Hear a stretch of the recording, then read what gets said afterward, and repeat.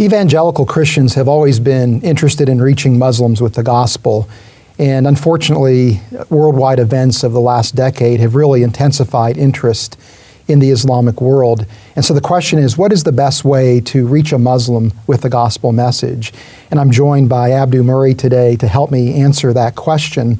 Abdu, you are the president and co-founder of a ministry called Embrace the Truth International. It's an organization devoted to reaching out to non-Christians with the truth of the gospel message.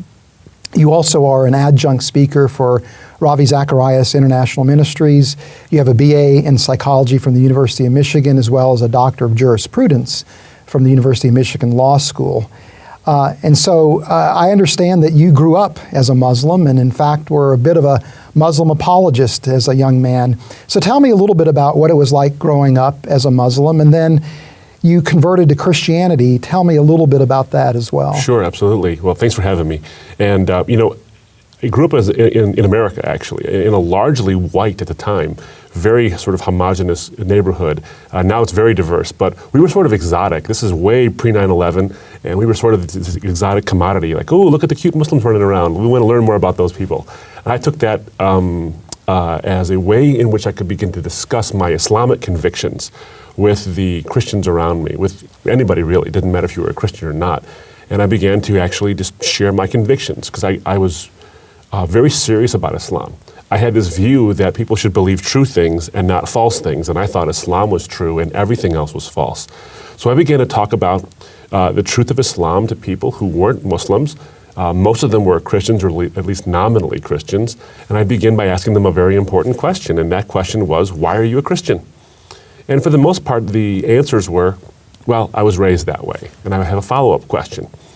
If you're trusting your eternal soul to a tradition, is that a good enough reason to believe something because somebody else does? And oftentimes their eyes would get wide and they'd want to know, okay, well, maybe I was believing a lie. And I'd say, well, here's why I think you were. And I would begin to challenge Christianity. And as I was creating that vacuum by knocking the faith out of very sort of nominal people when it comes to their faith, I would bring in Islam and try to make that the substitute and say, this is why I think Islam is true.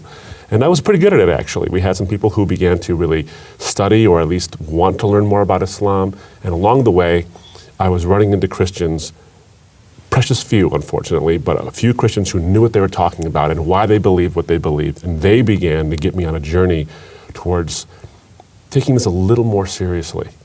Maybe thinking, maybe this is worth thinking about. And over the course of 9 years, from when that journey began to when it was finally completed, when I was 27 years old, I gave my life to Christ after seeing the enormity of the evidence, the not only historical, some of the scientific evidence as well, but the scriptural evidence and the philosophical reasons I should become a Christian, and really, when it came down to it, even the existential reasons, that it gave purpose and passion and meaning to my life in a way that no other system of belief could possibly do. That which I wanted to be true about the world was actually made true in the gospel. And we're going to explore in future episodes a little bit more details about what you found compelling about the evidence for the Christian faith, and what raised some questions perhaps in your mind about the truth of Islam. But I want to ask another question more on the personal level.